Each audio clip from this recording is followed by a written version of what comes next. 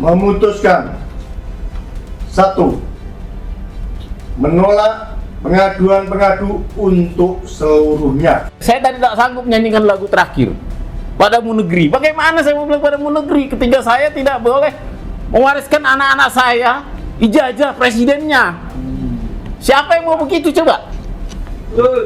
Mau gimana coba? Publik mungkin bisa pikir gimana kita mau wariskan kalau misal kita orang, katakanlah kita gak usah warga DKI, warga Solo misalnya, pengen lihat fotokopi legalisir ijazah wali kotanya 2005-2010 nggak ada, gimana coba? Mau jadi apa negara ini? Kita malu kepada Muhammad Malu. yang menunjukkan ijazahnya di Arsip Nasional Belanda. Iya, dan itu dicatatkan KPU profesional. Saya juga bingung. Profesional di mana? Seperti itu. Jadi mohonlah netizen, ya kita mari kita mungkin negara ini harus dinyatakan oleh publik. Bagaimana waktu itu publik terus terang waktu itu PKPU 723 tahun 2005 dicabut bukan karena saya, tapi karena publik. Saya harap juga yang gini-gini nanti publik berturut serta selamatkan arsip kita. Arsip kita sudah hilang kok disebut 2005, 2010 dan dinyatakan profesional coba. Kita merasa nggak ditolak karena saya membacanya dengan kacamata yang lain. Kalau kita memang jeli, sebenarnya tolong cermati pertimbangan yang terakhir, bahwa pengabaian terhadap permintaan untuk perbaikan arsip itu bukan soal yang lepas dari tanggung jawab. Itu satu. Yang kedua, dengan segala hormat, setelah ketuk palu, saya mencatat dan sangat mencatat apa yang dikatakan oleh ketua, bahwa yang dilakukan itu adalah dalam rangka perbaikan tata kelola kepemiluan, election in good governance. Itu sebenarnya esensi daripada pengaduan saudara Dr. Bonatua Silalahi ke DKPP. Jadi secara formal itu kewenangan DKPP, tapi kita ingin sampaikan hanya satu orang, Dr. Donatua, yang telah berhasil mengangkat isu arsip ke dalam kekisruhan, lorong-lorong gelap dari tata kelola kepemiluan, tata kelola penyelenggaraan pemilu. Jadi sebenarnya secara moral, yang paling moral, hemat saya, ini perkara yang sudah dimenangkan oleh rakyat dan kita tetap bersemangat. Mohon dibaca dengan cara ada pernyataan di sini bahwa soal kearsipan pemilu itu bukan soal yang bisa disederhanakan. Yang kedua itu adalah dalam rangka, dan itu yang menjadi maksud asli, ya kan, original intent dari saudara Bonatua untuk memperbaiki tata kelola kepemiluan kita. Disitulah cara saya memahami dan mengungkapkan kepada publik mengapa kita menang. Dan ini bukan langkah pertama. Gitu. Kalau tentang apa pertimbangannya silakan di-download, silakan diperiksa lah. Dan ini kan sudah online. Saya membuat 4-5 catatan. Catatan pertama, bahwa ini bukan isu sederhana, ini bukan isu kecil. Ini adalah isu bernegara, yaitu isu tentang kepemiluan. Jungto arsip calon presiden, calon wakil presiden yang tidak boleh lagi terulang. Itu yang pertama. Dan ini adalah urusan bernegara, bukan urusan berkelurahan. Dan ini adalah membuktikan bahwa arsip kita dalam tanda tanya besar hal ihwal legitimasinya, legitimasi formal, legitimasi struktural, dan legitimasi historis. Kita bisa lihat bagaimana kampusnya Bung Hatta memamerkan, memasukkan ke dalam arsip ijazah proklamator Muhammad Hatta. Itu yang pertama. Yang kedua, dan ini yang tidak masuk dalam pertimbangan, bahwa hal ihwal tentang arsip calon presiden ini menjadi atensi publik. Dan itu menjadi persoalan yang sangat mendasar. atensi itu berkaitan dengan moral, kepentingan moral. Dengan kata lain, yang diperjuangkan itu adalah moral publik, kepentingan publik, yang di sana ada kepentingan publik, bukan hanya berdasarkan etika, berdasarkan peraturan formal, peraturan DKPP. Bapak Ibu sekalian, itu yang kedua. Jadi ada atensi publik yang kalau dalam teori hukum itu namanya living law, kenyataan hati nurani rakyat, yang itu tidak dipertimbangkan gitu. Yang ketiga, ingin saya sampaikan, etika, kode etik, etika bukan sama dengan dan tidak seluruhnya berarti kitab kode etik. Etika bukan just only code of conduct. Etika itu adalah hati kita yang terdalam, dan kita membawa itu ke sini untuk jadi bahan pertimbangan. Diwakili oleh 288.059.000 dokter Indonesia, hanya seorang Bonatua yang genuine, genius, dan general. Yang ketiga, saya ingin katakan bahwa yang kita ajukan ke dalam bukti dan pertimbangan alasan dalam perkara ini adalah bukan tanpa dasar yang otentik. Dasarnya adalah keputusan dari sebuah lembaga yang namanya Komisi Informasi Publik, yang mendalilkan dan akhirnya memutuskan ini adalah informasi yang terbuka. Dengan kata lain, ketika Bonatua, saudara Bonatua, klien saya membawa persoalan ini, mengadukan persoalan ini ke Komisi Informasi Publik, itu artinya ada sengketa. Ada sengketa itu artinya ada perbuatan.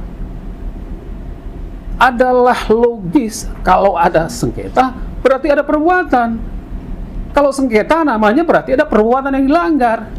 Dan KIP mendalilkan bahwa yang dilakukan oleh KPU yang menutup sebagian 9 informasi blur itu adalah sengketa, dan sengketa itu diajukan ke KIP dan KIP memutuskan, putusan saya begini, dan putusan itu mengkonfirmasi bahwa ada pelanggaran terhadap keterbukaan informasi publik yang merupakan hak konstitusi, hak undang-undang, dan hak yang tidak boleh dikurangi hanya dengan alasan kami belum bisa menjawab karena ada hal yang itu. Lagi pula dalam pertimbangan perkara KIP yang kami jadikan sebagai referensi, sebagai bukti surat, disebutkan bahwa ketika sidang terbuka atau sidang pemeriksaan berkas di KPU, KIP sendiri yang pakai logo Garuda Pancasila tidak menerima dan tidak berhasil mendapatkan dokumen itu di KPU. Jadi ketika sidang seperti sidang ini, KPU tidak menyajikan dan KIP tidak menerima dan tidak memperoleh dokumen ijazah tersebut. Betul ya? Tidak melihat. Tidak melihat. Artinya tidak disajikan. Dan itu saya pikir bukan persoalan hukum yang tanpa konsekuensi hukum. Dan baru kemudian disusulkan, saya ingin mengendus modus ini sebagai cara yang akan kita investigasi lebih lanjut. Apakah perbuatan itu melanggar ethics or not? Kalau hukum, saya kira akan kita kaji lebih lanjut. Dan yang terakhir, hemat saya, bahwa yang dilakukan dalam hal ini oleh saudara Bonatua adalah untuk perbaikan KPU, peraturan KPU.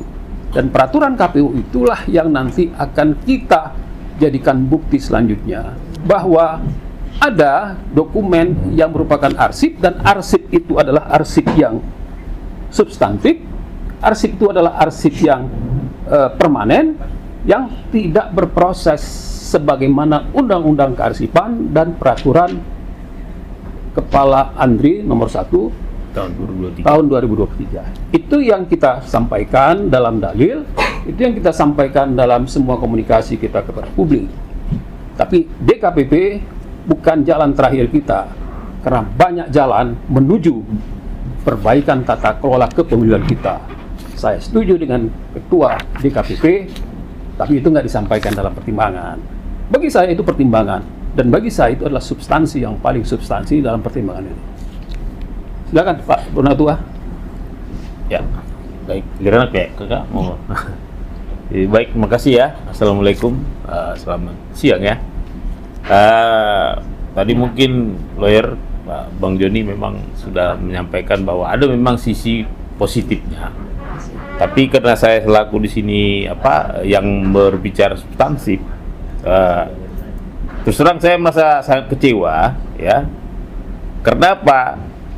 Sebenarnya ini ibaratnya ini puzzle penting bagaimana arsip tahun 2005 dan 2010 dinyatakan hilang tapi dianggap sesuatu yang normal oleh DKPP.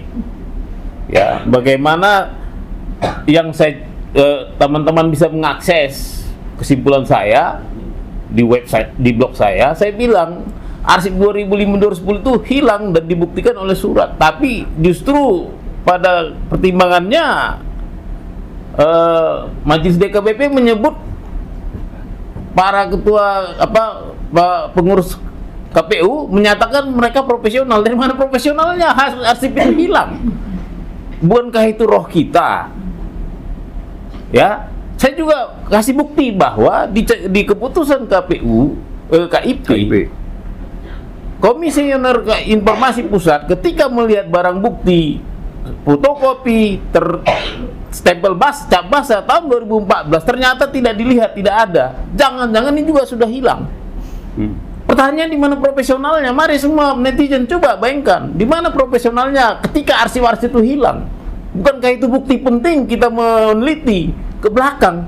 Kalau itu sudah hilang, ya saya juga putus asa. Saya juga nggak bisa menelusuri lagi ke belakang. Kapan ini dilegalisir? Mau gimana caranya barangnya hilang? Kapan ini diautentikasi? Nggak bisa orang barangnya hilang. Dan lantas ini yang kalian sebut profesional, hai kaum majelis DKPP. Saya terus terang protes. Apa itu profesional? Hilang arsip itu adalah sejarah kita, sejarah negara ini. Saya kecewa. Saya udah tulis kok di situ. Itu hilang. Seharusnya ini tindakan tidak profesional dan disuruh DKPP keluarkan yang namanya daftar pencarian arsip supaya KPU menyerahkannya ke ANRI supaya dicek itu barang original atau tidak, supaya diautentikasi sesuai originalitasnya dengan aslinya. Kalau begini kan nggak ada lagi yang mau dicek.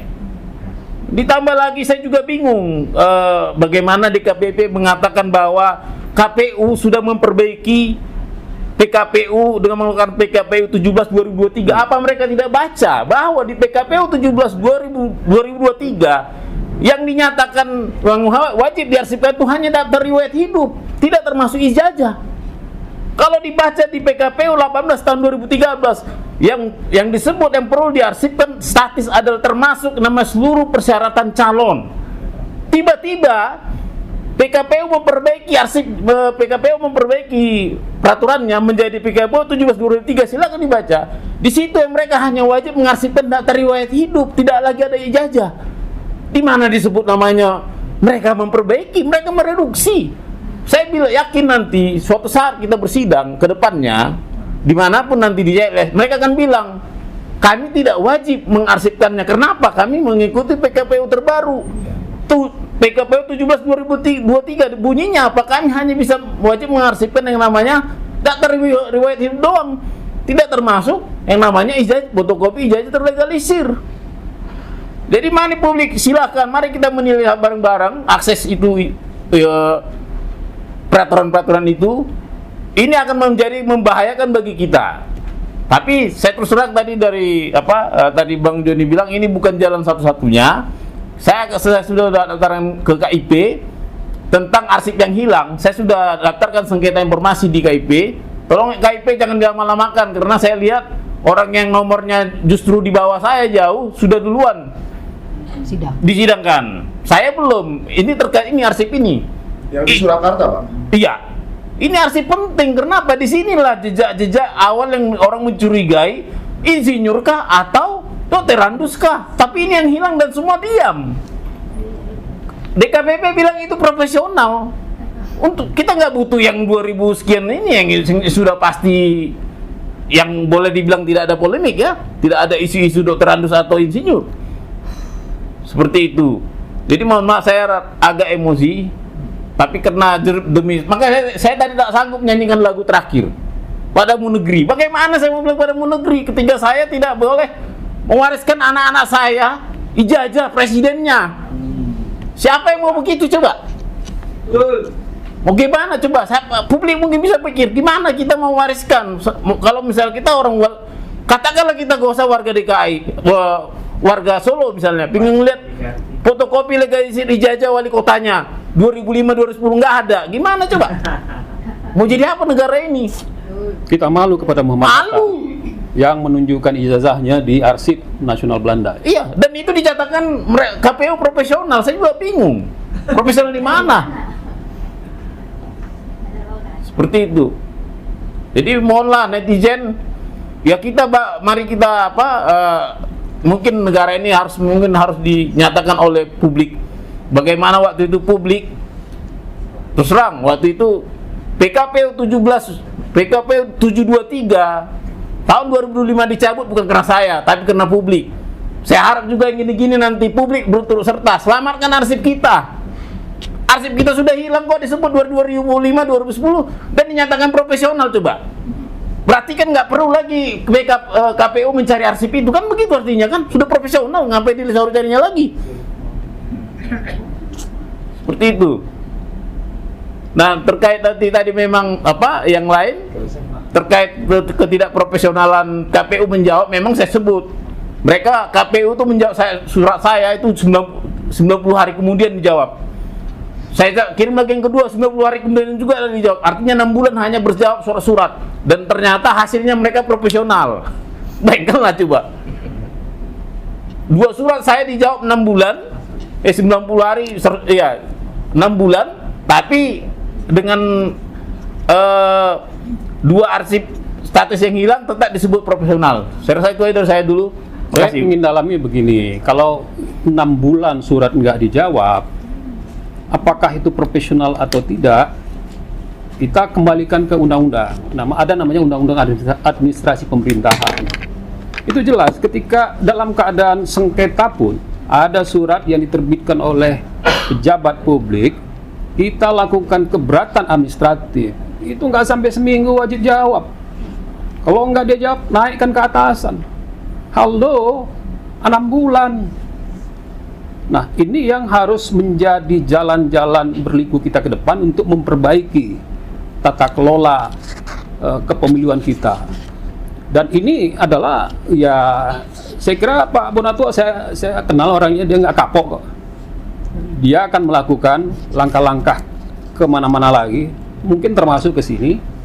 Saya sudah bisa bayangkan bagaimana dia akan menguji apakah profesional atau tidak ketika ada substansi PPKPU nomor 17 tahun 2023 yang downgrade secara substantif. Tidak harus ijazah lengkap itu menjadi arsip yang diarsipkan di ANDRI sebagai arsip nasional yang berdasarkan undang-undang. Padahal puluhan tahun yang lalu Bung Hatta sudah mengarsipkan ijazahnya di negeri tempat dia bersekolah. Ini adalah jalan-jalan indah kita untuk berpanorama menuju pemandangan yang lebih baik, lebih indah adalah tata kelola kepemiluan kita yang lebih baik sebagai warisan untuk negeri ini. Dan yang kedua, dan ini yang tidak juga boleh kita lupakan, adalah kalau Pak Presiden Prabowo mengatakan kita akan menyelamatkan national interest, Bapak Presiden Prabowo, national interest itu bukan cuma minyak, air, hutan, laut, dan sawit yang ada menjadi sumber daya alam dan energi bangsa Indonesia sebagai harta kekayaan bangsa kita. National interest itu adalah sistem demokrasi, electoral system, tata kelola kepemiluan kita yang baik, penyelenggaraan yang pemilu yang baik, penyelenggaraan pemerintahan yang baik. Jadi Bapak Presiden, national interest kita adalah sistem politik kepemiluan kita yang baik, baik, dan baik. Dan jangan lupa Bapak Presiden, bahwa national interest kita yang baik, tata kelola kepemiluan kita yang baik, akan mendatangkan investor-investor Yes. yang bergizi Yes. membangun negeri ini, karena yang namanya kepercayaan publik, kepercayaan investor juga, dan bahkan penting, paling penting adalah kepercayaan kepada sistem politik, ekonomi, dan tegaknya hukum di negeri yang Bapak sedang kawal untuk menjaga national interest bangsa kita. Ini adalah pesan-pesan sederhana dari rakyat untuk memastikan kita sedang berjuang untuk national interest itu bersama dengan Bapak Dr. Bonatua. Ada mungkin, Bang? Silakan Ya, sedikit ya. dari update sedikit Ya. tentang ijazah atau apa? Ya, terima kasih. Saya di sini datang untuk mendukung Ito Bonatua dan juga teman saya sesama lawyer Pak Joni. Di sini secara selintas saya bingung ya, kok yang hadir cuman mereka, mana yang lain? Orang-orang yang quote unquote dibayar dan digaji negara. Ini kan momen penting. Kenapa mereka tidak hadir? Apakah menurut mereka ini tidak terlalu penting gitu? Jadi saya mengimbau ya kepada DPR, pilihlah komisioner lembaga negara yang bertanggung jawab, punya etika, punya moral, dan punya integritas. Artinya, kita semua bersatu bukan untuk siapa-siapa, untuk memperbaiki Indonesia, untuk memperbaiki anak-anak kita.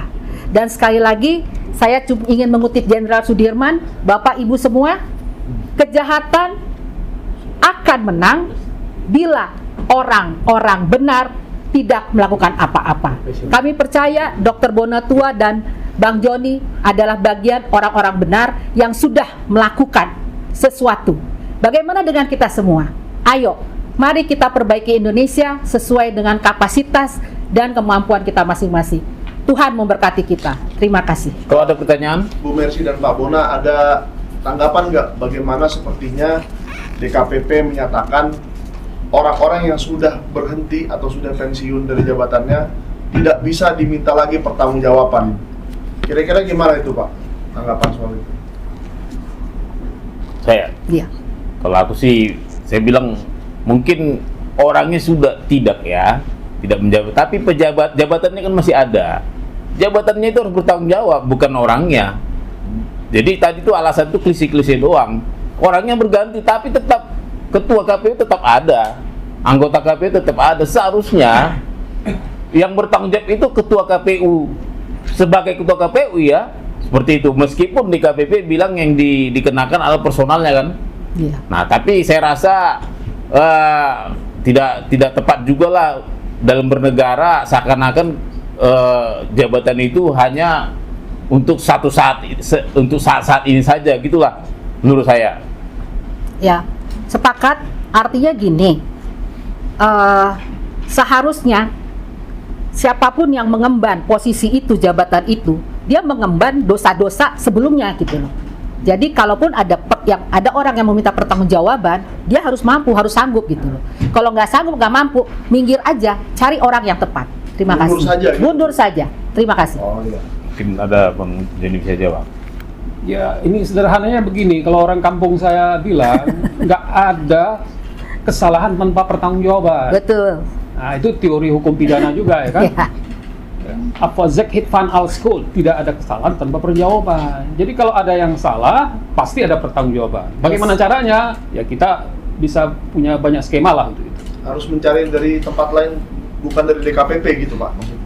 Oh, banyak hal itu bisa sudah dilakukan. Sebenarnya putusan KIP itu kalau kita mencermati dan membacanya dengan cara yang lain, dengan kuadran analisis yang clear, banyak yang bisa menjadi inspirasi bahkan perintah untuk perbaikan sistem administrasi kearsipan atau tata kelola kearsipan. Undang-undang kearsipan itu tidak boleh tersingkir dari rezim undang-undang kepemiluan. Iya, betul. Yang namanya undang-undang administrasi pemerintahan itu tidak boleh menegasikan undang-undang kearsipan. Betul. Dan undang-undang kearsipan itu bukan buatan untuk kampung Republik Indonesia aja, itu adalah seluruh rezim hukum global. Karena itu undang-undang kearsipan itu dalam rancangan undang-undang sekarang tentang pemilu itu harus menjadi bagian yang dipertimbangkan, menjadi konsideran, termasuk juga dalam tata cara pemeriksaan terhadap ijazah calon presiden dan atau wakil presiden. Jangan itu menjadi hanya disederhanakan di ujung menjadi cuma riwayat hidup. Iya. Saya dengar juga Prof. Denny mengatakan PP 17 peraturan KPU nomor 17 tahun 2023 itu juga mendowngrade substansi yang ijazah SMA tidak harus Ya. ada Kalau ada ijazah sarjana. kalau ada gitu kan. Ini kan artinya downgrade dari sisi substansi materi muatan peraturan KPU nomor 17 tahun 2023. Kalau kita pakai teori yang lain, ini adalah penyamaran kepentingan untuk siapa? Jadi ada goal, ada tiang gawang yang harus goal, dibuatlah peraturan KPU nomor 17 tahun 2023 ini. Jadi peraturan KPU nomor 17 tahun 2023 itu harus dibatalkan dengan pasal-pasal tertentu. Dan hemat saya, kita harus melakukan judicial review terhadap peraturan KPU nomor 17 tahun 2023. Dan di balik itu, peraturan KPU itu berarti ada yang namanya kepentingan. Kalau pakai teori hukumnya Nonet, itu yang namanya ada yang sedang menitipkan kepentingan di dalam peraturan KPU 17 tahun 2023. Pertanyaannya, sejauh mana independensi KPU? Sejauh mana ini merupakan absorpsi kepentingan tertentu? Kalau begitu, apakah pembuatan peraturan KPU 17 tahun 2023 itu profesional atau tidak? Saya kira penonton silakan jawablah. Kalau saya jawab itu unprofessional conduct. Saya kira itu, terima kasih ya. Kalau dari saya terakhir Pak Bona, tadi kan sempat disinggung bahwa DKPP berpendapat KPU dan ANRI harus banyak bekerjasama ke depannya. Ya. Bagaimana pendapatnya Pak Bona? Apakah itu mungkin terjadi misalnya di pemilu 2029? Jadi saya merasa bahwa mungkin dalam hal ini Majelis DKPP mencoba sopan saja, halus caranya. Sebenarnya banyak mau diperbaiki, cuman ya itu nggak dituangkan dalam bentuk putusan. Memang jujur saja kita juga etik ya di sini ya, mungkin karena kita terkait etik tidak dikabulkan. Tapi ada rekomendasi-rekomendasi untuk perbaikan arsip tadi.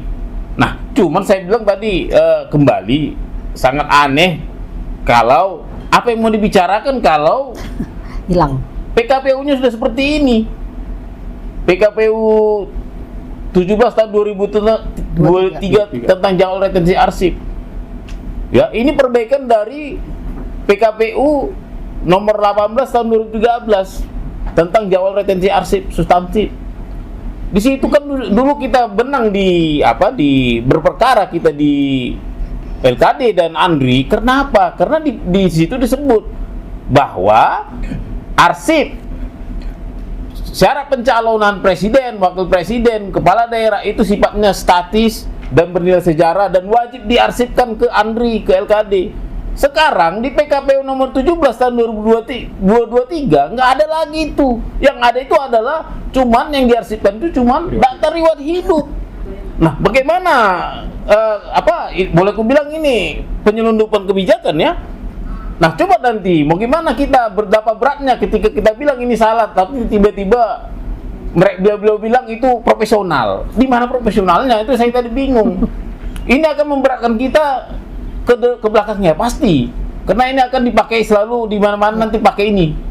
Ketika kita CLS minta supaya arsip-arsip itu diautentikasi. Supaya diperiksa keasliannya. Artinya ini tentu terjalan sebenarnya. Saya berpikir ini hanya satu-satunya jalan kita bisa memeriksa apakah ijazah beliau itu autentik atau tidak, cuman PKPU ini. Ya. Ternyata PKPU ini bilang sudah merubah yang tahun 2013, arsip 2025-2010 hilang, ya berarti nggak perlu dicari lagi, orang nggak diminta. Kan begitu kan Bang artinya? Ya, jadi kalau menurut saya yang tepat itu bukan kerjasama. Yang tepat itu adalah KPU patuh kepada Undang-Undang Kearsipan dan tata kelola kearsipan yang dibuat oleh Andri. Jadi bukan kerjasama. Kalau kerjasama kan ya, you suka, gua suka, kita buat suka-suka. Itu kan nggak bisa. Ini nggak bisa suka-suka. Betul. KPU harus patuh kepada Undang-Undang Kearsipan. Dan sesuai Undang-Undang Kearsipan, ini adalah arsip permanen. Ini adalah arsip esensial. Ini adalah arsip yang tidak boleh hilang. Kalau hilang, ini harus segera dibuat oleh Andri DPA, Daftar Pencarian Arsip. Dan itu adalah perintah undang-undang. Jadi KPU jangan merasa tinggi semenang, dia harus patuh kepada Undang-Undang Kearsipan. Sekian dari saya. Jadi nampaknya memang kita berharap, sebenarnya harapan terakhir kita itu ada pada Andri. Sebenarnya posisi Andri itu pembina dalam hal kearsipan ini. Posisi dia jauh lebih tinggi daripada KPU dan badan lembaga lain. Kenapa? Dia bisa berwenang walaupun secara pasif meminta itu arsip. Karena mengingat setiap ada arsip yang hilang itu bisa dipidana 20 tahun, 10 tahun. Nah, jadi dalam hal ini ya kita berharaplah Andri ya jemput bola lah, jangan mau kerjasama dengan badan publik yang tidak mau memberikan arsipnya. Itu tanda kutip nanti itu bagaimana coba dia tidak ngasih barangnya tiba-tiba bekerja sama, maksudnya nggak ngerti juga kita kerjasama yang bagaimana maksudnya nih. Seharusnya kan dia bilang lu KPU lu salah, arsip lu harus lu serahkan. Iya. Nah ya kan, gua nggak mau tahu ini KPU lu buat kayak peraturan baru yang mengamankan gua lihat itu seharusnya adalah MOU kita tahun 2013, bukan MOU kita yang lu rubah jadi tahun 2023 seakan-akan lu nggak perlu nyetorkan arsip itu. Nah kenyataannya kan begini, seperti itu. Jadi dalam kerangka rezim Undang-Undang Kearsipan, Andri harus tampil terdepan, ya kan? Andri harus minta arsip esensial, arsip permanen untuk menyelamatkan arsip elektoral sistem tata kelola kepemilian kita. Itu adalah perintah undang-undang. Jadi KPU boleh aja menjadi top eksekutif penyelenggaraan pemilu, tetapi untuk hal ihwal kearsipan, KPU harus patuh kepada Undang-Undang Kearsipan dan pembinaannya adalah Andri, bukan kerjasama. Sebenarnya nggak ada itu dasar hukumnya MOU antara lembaga negara dengan lembaga negara kok. Iya kan? Iya. Mestinya mereka melaksanakan undang-undang. Kalau MOU bisa mengeliminir peraturan perundang-undangan. Jadi hemat saya, kita harus kembalikan kepada undang-undang. Dan kami akan datangi kantor Andri. Terima kasih. Terima kasih. Mungkin ada sedikit update tentang kasus Petun ya. Oke. Sidang Petun. Iya. Itu saya bisa pamit mundur ya. Oh iya. Oke. Nggak apa-apa, sini aja. Iya. Ini update doang tentang apa? Ini salah satu penasehat saya di luar sidang. Oke. Terima kasih. Update terakhir, kita sudah masuk ke persiapan gugatan sudah selesai. Jadi hari Kamis besok kita ikut untuk sidang terbuka mengenai gugatan terhadap Kemendikdasmen ya. Jadi saya tidak menggugat Gibran, saya menggugat Kemendikdasmen mengapa mengeluarkan surat yang kebetulan namanya Gibran, gitu loh. Ya itu diklarifikasi. Dan semoga gugatan ini bisa berhasil, karena memang secara fakta, secara bukti sudah terlalu banyak kesalahan dari surat keterangan dari Kemendikbud ini gitu. Tinggal kita minta, kita himbau para hakim PT UN yang terhormat, ayo mari kita sama-sama bergandengan tangan, kita meningkatkan diri kita menjadi penegak etika, moral, integritas masyarakat pendidikan Indonesia. Jangan biarkan pendidikan Indonesia hancur hanya gara-gara surat sedikit, tetapi menjadi bola salju yang besar bagi generasi muda. Terima kasih Ito Bona. Terima kasih semua ya. Terima kasih ya.